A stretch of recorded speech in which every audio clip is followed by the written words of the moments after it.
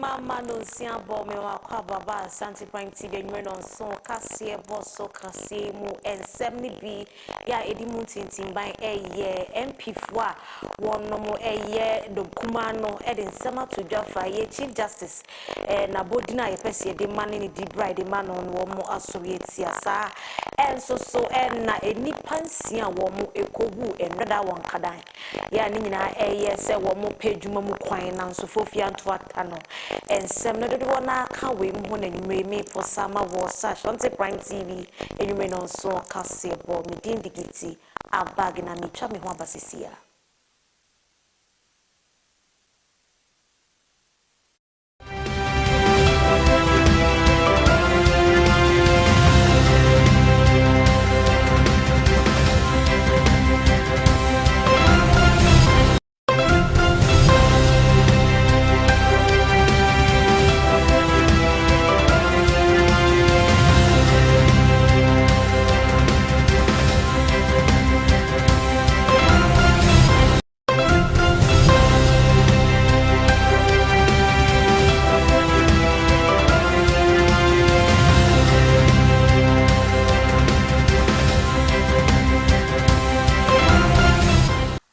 Yan konsem no so MP de ma akuapem no fanidi ene Samuel Awuku de ensem atudwafa eye Chief Justice Bafo Bernie ensemwa edi atwantwe fa de ho ani nyina ne se domkuma wo mrahye bedwafie ne se wo mo entiase na opani yi kire mu wo se papa yi ne nsem bi sisi so ma no ene dodo won wa aka we mu ho no de atudwa. So, Speaker, what may likely create some genuine crisis in the minds of people will be the invitation of Parliament in helping install a new Chief Justice and the court subsequently, if matters before it are resolved and goes the other way.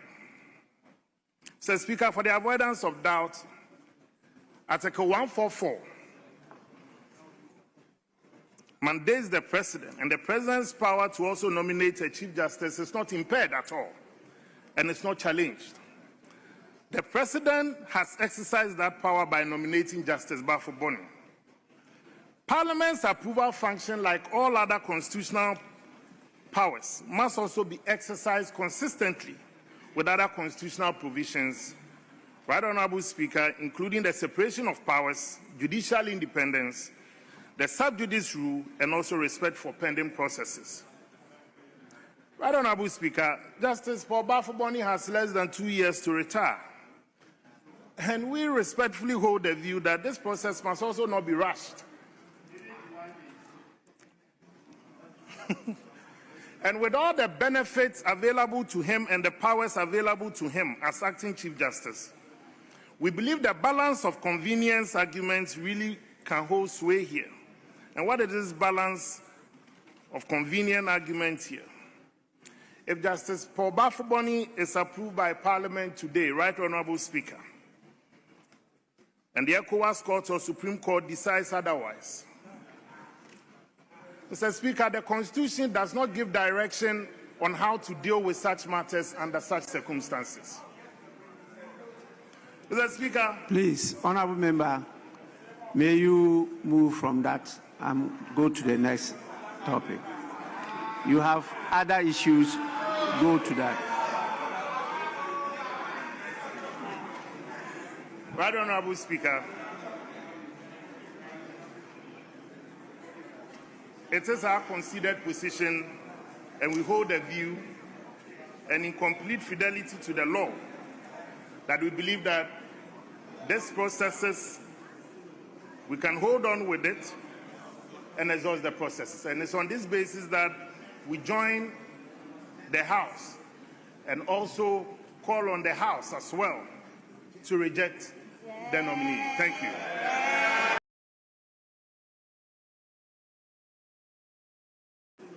We can hold on with it and exhaust the processes. And it's on this basis that we join the House and also Yanso ansem no so Jaffa Abdullahi ye already we yam fa wono ena oda manager or manager or ambulance service no omo manager openi a wono ne oda no de nsem atu dwafa enura asojafo adwuma yi amaburu yese wo mokopa ebinum nam so eto nananom e won se do ebinum prepra no se na ire enioma ko so totin wo kumase asantimentem hanom wo babayara sports stadium a wo tremu se enioma nyina de na kwemu sanse omo de si ye no aye adesuade a omo be hwe se bi NCB.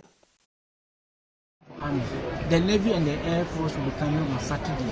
Because of that, the number have been reduced. And if you look at the arrangement to it's far better. They have been partitioned into the various sons. For yesterday, they were all in the red sons. Some were behind. So when they opened the gate, a lot of people come into at the gate, and that was creating some stampede. Who gave us those problems? But for today, things are really good. We just have some few people who reported the headache and some ankle injury. And yesterday, someone who had a problem with the hand and he came for some medication with that so we not had any major issue for today. All right, thank you very much. Yeah, so akase bonus so IGP ye hunu tetu no de nsem atu dwafa ye attacks aye mabru e de ko ama ye bambofo na nsen ubetie ye say soldier bi abro wo mo ha police bi timamufo yi civilians ni wo mo de se ni enya sem keto eno nam so ma ye bobo bi mu tuo prepare soldier bi ni mo na nsen eno na opani dia atu dwa wo chemu se wo mo ete emrantie no gu mo ntre so na omugusu a ema wo montete papa wo betumi e de aso enioma se ya no. There has been this frequent attack on police and military, especially our police stations, and recently to the 9 months operation in around Quidem where the military officers were attacked. And they have to be rescued by police officers. And the situation was so tense, and it appears this is what is the trend now, that any listen people have to mobilize to attack the police. Recently, you saw what happened in Ehi in the Volta region. When the suspect was arrested, the people were demanding that the suspect should be released. They ended up releasing the suspect, breaking the police station and releasing the suspect, and the person was nearly lynched. See, we are living in a country now where now the indiscipline is very high, and then they are emboldened into such a situation that now they don't fear police, they don't fear military. They feel that now they can just confront us. And if we allow this thing to go on in this country, then the time will come when there will be nobody to protect any citizen in terms of difficulty. So from the national security level, headed by the National Security Coordinator, the police and the military has launched a serious war on these miscreants who want always to break the law. And so simultaneously last night to this dawn, mounted operation started from this Quidem where they attacked the 9 months officials. So Quidem, Kenyanse, and Goso were the places where they mobilized the thugs to come and attack the police and the military at the station. So we conducted that exercise. Yeah, talk as a bonus. So, Doctor Akwakoto Ampao Nancy Nebeto Jawukoforia Hospital no say one more EPC yin dia no mabrubi ka one hubo mo almost stress and kayen yin di in free hospital one no and na empenifo e dia babot say hremu say penny no yen yin di nko babia na wo kina so ka ho enti a doctor fo nkaye wo no mfa enche wo mo wo di si e bia ho adwumayefo wo nyina no wo mo emfa enche na wo nyini dwuma womo a eye adwuma wo Koforidua hospital ho no no nso so no omo be hwe se wo mo ban bosem ebetumi agina. What management of the regional hospital is doing for the municipality and the region as a whole, and that we would want to assure them that we will protect them 24 hours. The sort of incident which happened last Friday will not occur again. Those who came here were not sent by any party person. The MC and so the regional vice chairman of the party. Our regional chairman, Dr. Mark Oliver Kebo, didn't sanction anything of the sort. And I can also say it emphatically that those who came here are not true party people. So we just want to assure management that they should continue as they have been doing. Let us save lives. Let us save lives. Haji Aladia Yamga, woba penia wono, na wo yemra shebedwani di ma pusiga for na wodi nsem to jafa emranti ene maba we kobo peso enra won kran ya wo mo epedwuma mu kwan wo eye bambo edwuma kuo ni mu nam so ma emaba wa makomako nsia to anananom wo ense do no ma mi di nsem to dwa efa ho mra shebedwafia wo di nsem no sei etu dwa wo kire mu se Emranti ene maba wa ekobo pie mu wo honom nipa dodo na ne ko ene yeden na nipa nsia penit mi to anananom wo nsie do ni nyina ne se Nyankopon hyehyɛ ye mu no de beto wode ochu mu ne betene ye pe ebeto enti munya nsem keka nsem na ye den na bambofo na asojafo na nhwe omusu ye na ye den fa hin kosi hin ede sobo bonkrofo no munya nsem keka na mukasa dodo Ganafo, ya temo bla bla bla bla bla no. Eye Allah na asise na wo Allah asise mu no. Sa ne wo se ba no na enkrofo yi anase maba wa wo mo atia wo mo kreti no omutumi to na nanom wo ense do eno nti enyame nhyehyɛ nti. Munya tobe no. Ensem sei no wie ye no. Ganafo ahoro ne papa. Mr. Speaker, I wish to first of all express my condolences to the bereaved families. It is really very painful to have our children to go for recruitment only for us to lose them. But I want us to all take solace in the Almighty Allah. There is nothing that happens that doesn't happen at the right time. This is what the Almighty Allah has ordained for them. Today is their day. No matter how, no matter what, no matter who was there, as what, even if we brought all the presidents of the world to sit there as ministers or whatsoever, once today is ordained for them to die, they will. And this is what has happened. Unless you don't believe in the oneness of God, unless you don't believe in the oneness of the Almighty Allah, it is not anybody who wanted them to die. There is no single officer there who wanted even one single soul to pass. Not even one person hoped and prayed that one person would die there. Let us understand that. If that were the wish of anybody, I haven't seen or thought of that person.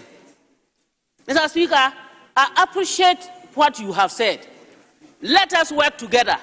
If there are mistakes, Openi ya ni di eni elekem kotoko eye deputy CEO edima forestry commission no edi nsemwa tudwa fa mami ensemwa wo beka ye no wo se mami ladi ayamga wo se wo de nka wonka ne boni so ne mu bebia wo ka asem no de ne ni se wo ka ne sa se wo ba tan ya nsem se ya ba maba wa ensia na to mu kra ana so ma to na no mo nsie do na o tena se ke kan sem bi sei no ensem ne de ankanya ne boni so kra na so bebia wo ka no ne bra wo ka no ensem no bible kra se ye wo ne amanyina ho kwan so nyini nyina ne fata se ye enti sensem bi sei ba ye nhwe se ne bi sia ka no ne report ya e wo se ka no na anka wo dan ne nti no enas ekwane tene na eka wo dan ya na nka behu se na ekwane entene chia pa enti nyina park na chi na totobo nko park ni mu wabra wonim de ekoso yenti bi. I listened to the statement by the very strong women advocate and Madam Honorable Laddie. Yeah. It is very unfortunate, but we will agree that she didn't mean it that way. Yeah. She said the right thing, but she said it at the wrong time, probably with the wrong approach at the point in time, considering that the incident happened just some few minutes or so. And I also took it from a certain perspective, but I noticed Ibra was giving that explanation. You know, we Christians have a little different perspective compared to the Islamic faith, where you believe stronger than we Christians do, that whatever happens is the will of God, and you always say it that way. But considering the circumstance, also knowing that the people were not Muslims, you cannot tell, and further that people were just bruised, and at that moment, you couldn't have been saying it was the right time. Look, we have been too hypocritical as a people, especially Africa. We have used God for almost every failure of ours. We have put too much needless responsibility on God. Then there's no need for him to even give us brains. And so you cannot have a system failure and be calling it God. I hate to hear that nonsense. I sincerely hate to hear that nonsense.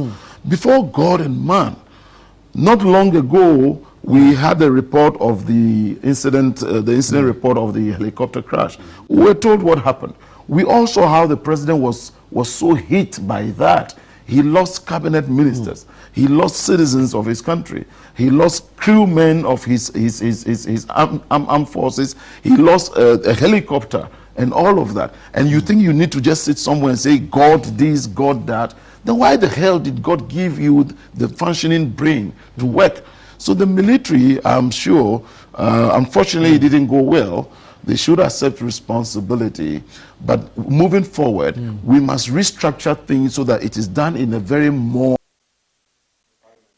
That's why I say about it. So there, health minister, Mitchell Penny, and one on was share pomudine hon sem so kwabana akando doctor kwabana akando this sem atu jafa board for kra wormati ani nyina ne se won mo de be hwe say ya pomudine sem be konkan na ya de wawodo a ehye nkrofo ma ho a ebeti adredredred then ye na nyame mfa honsie jojo na onfa honto Abraham kukumu no sanya de wawodo ni nyina wo mo be hwe ese board wa wo mo atie no wo mo betumi e de aye sankyerekere nyina fa ya de ahodo na ate ho na ate se mpompo bia bo moto mu na bibi ye wa entem paso no a enam se board yi be nam mo mutumi ni kakra won mo asua afa pomudine ho e be kyerekere wonti woti se bibi kakra bi ye wa na kyese wakopie mu dokota na kyese won matimi ahwe se de be ya meti na nyame mfa wonsi adwodo wo bi yo wo be ye ena de wa fa me papa kro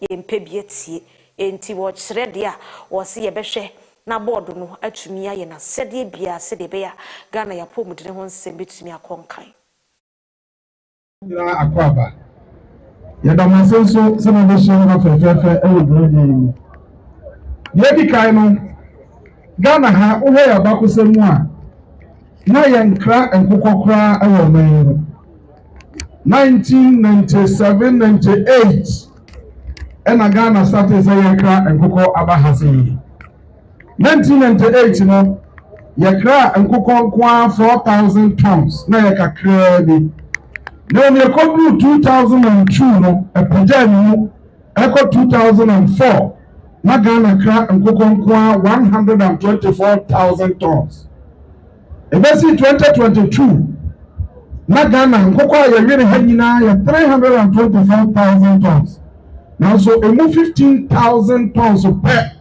and you produce in Ghana ha ya yere nkoko 324,000 tons but you produce in Ghana ha 15,000 tons 15,000 ya 4.6% now you say over 95% there ya free amanone ansana yenya nkoko no bi awe na me kofa ba nyina ne se ewiase nyina ebra World War 1 any 2 bae no ewiase nyina de adwene ko backyard poultry se entokwani ntikwa abontra wunya aduane nto obi anyen nkoko ewo ne fie ejema backyard poultry no epejai ewo wiase nyina na World War no twa mu no ena industries bebre bae a afa ye dim fidi ahodo eye nkoko no ama ye backyard de no ayira kra sesi aye man mu ye wo haw mienu nantia ne maba anya adwuma anye da bia wo musu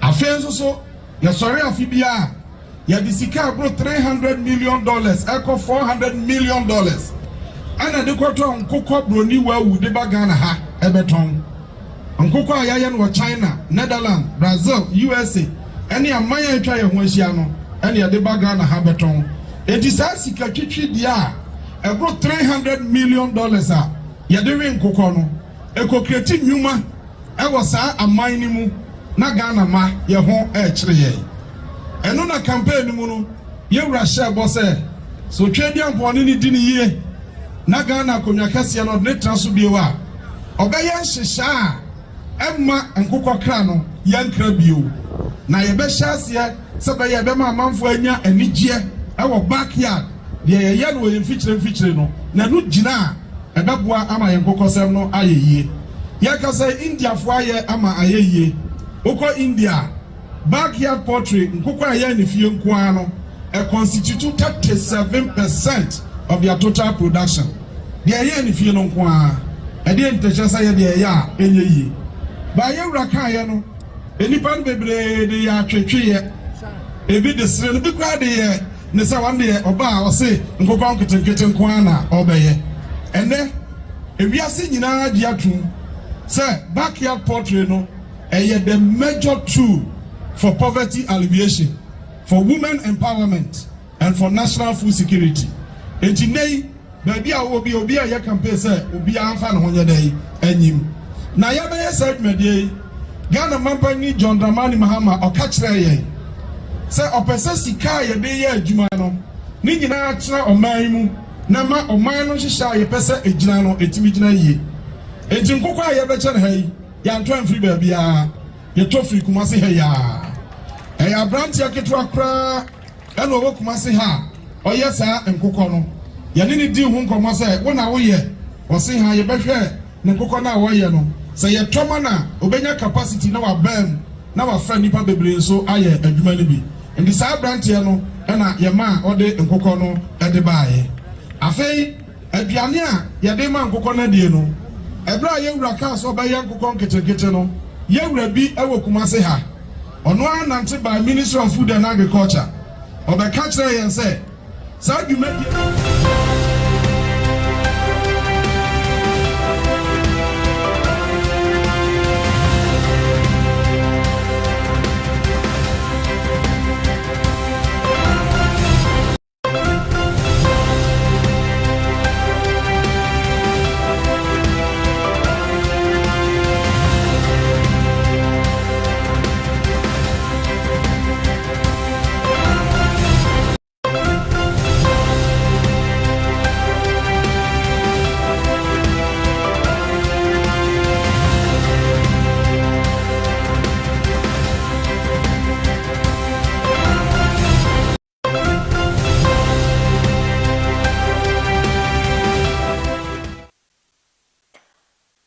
so akasi abone so meka was wo Ashanti Prime TV yumre no so kasi abo gift ya bagna na yumre we de kasi ne mu nsem esomwo so akasi abone so de abetodwa safo ne koye wontwi minte me ho ase ebirim keka ye nyintumu so ba be ye Chief Justice no nyame ayipuma kwan mu amabere wakora atweneto amekwan mu ada ho say fom abeto just opening kesi Chief Justice ne you know same people for afenyo marking upa kwan na minimum ensi kire se wo kwan ye nkosi aganti upa pe baby fufu bi di choba bi na pe fufu di na pe baby tena na die etie ne yaji na tu se wo mara meye sije whether you like it or not ensi di abeto ja no it is here na Chief Justice wabafu for cry fresh Chief Paul Bafo Bunny ono na say oba beye Chief Justice to akase bono so kobi my so Kenya sabre ye konkofo my so Kenya dia abeto dwa se Kenya mampeni no ese Ukraine ni Russia ntoko ekoswa wo mo kon da chese wo huru de wo mo no ono kra na sojafo ka ho bio ai wose wono na sojafo a wo makwa homegiem ene wo mo a enko homegiem nyina ena aka bomu a wo mo eboa amasa ntokwa no watimi akoso nti wo se ye ma ne tu enti ene Kenya ba je tu e do samba ma why my idea na mo mu kro mu kra se enyoyo enti se sojafo sa wo hotimi kuma Russia for dia ene ye se omutumi sore pa se de be ya Kenya bedro sanse na nse akwa na president enso be ye donation ma mo ai ye ho nyo ye sa se mo ho to mo na se mo so mo be ko a mo hweso ana mo nko ye beto akase e bono so nti de ekoso Kenya memu no producer ma ye hwe video no. Kenya's Foreign Affairs Minister says former soldiers are among the over 200 Kenyans believed to be fighting for Russia in its war in Ukraine. Musalia Mudavadi has urged people to exercise caution, saying recruitment agencies are still actively working to lure more Kenyans into the conflict on false grounds. The ministry says Kenya's embassy in Moscow has recorded injuries among some of the recruits who were allegedly promised up to $18,000 to cover costs for visas, travel and accommodation. Ukraine last week said that more than 1,400 citizens from 36 African countries are fighting alongside Russian forces in Ukraine. Some, it says, have been recruited through fake job offers, which it described as equivalent to a death sentence. Kenya's President William Ruto spoke by phone to his Ukrainian counterpart Volodymyr Zelensky last week, requesting the release of Kenyans detained in the conflict zone. And earlier this month, South Africa said it was trying to secure the repatriation of 17 of its citizens from Ukraine. It said they'd been persuaded to become mercenaries with promises of high salaries and were left stranded on the battlefield in Ukraine's Donbas region. Yeah, so I can say one so young good moon Samson na Sabria Menu Casay House of Oak for Akuma de Jamua Ehu Poto Anina and it's almost see Asante Kotoko dia show woman say pay as I have someone can warm babe celebrate and I say one more baby on my 40 da Nancy so nam dear Kotoko for the year warm one tea a 40 da no cry one nippy. When you are not a year, most say about the birthday. Must say, Lamenti, I cry outside go, Kulana, and come on your mind, and you one. Mansani, Mopanetino, yes, and I am out of physical thank 1 year, 1 year. The outside go, when you sign your funny birthday, said the Kuna say, and Chinamana Swaplo. I don't know where, sir. Say, Kotoko. I say, yeah, team be out here. The Kotoko Moya and yet. They say, baby, and you, and a question that's here. Mama, Yajamamo, a reference way. Lavino, Robayano. One name for Bakula, outside Kakakawi, and 1 year. Anybody said I was okay, Kotoko for all my son with Vivia, baby with me. What's it here? We may say, and offside, you know. I was saying, and quote it. You know, last one I said that a pagan and so now you're off. Yeah, off. Yes, Lamu Kotoko. Mabu Yache, Yapamucho. That be Amubuye. I didn't have one in the Ayamu. Musay and Amusay. Birthday, Keke. Must say birthday. Yamoya Yamamu. Yakotoko for ya. Manya di kula. There's a massive birthday. Enti no I House of Oak for supporter back on an ania brea. She say, oh, my disappointing no cry. Kotoko for the Namiesa, me usually more. Asante Kotoko. The here no henamune. Ah, Abra here more some go no monche. Mukwanam de Nimbuasie. Porto Abana Moba Mukromu the House of Oak for here. Or more show more an idea. Mujimo.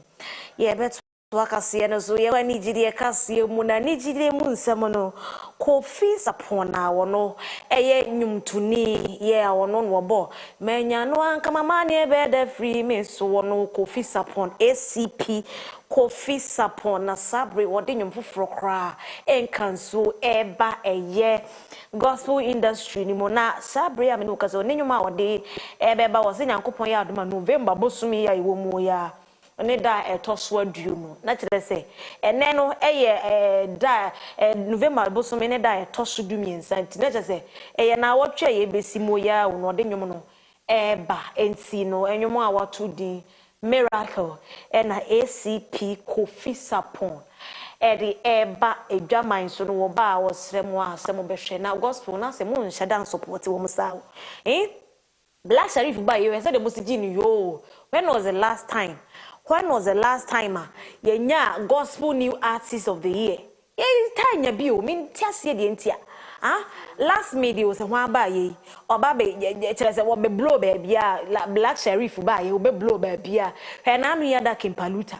Yes, the new artist of the year was a new artist of the year.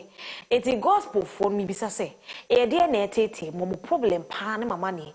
And say, dear in gospel industry no. Yen to me gospel new artist of the year. Na da biya ko ye secular for no. We as a for no nyumo kwana eba.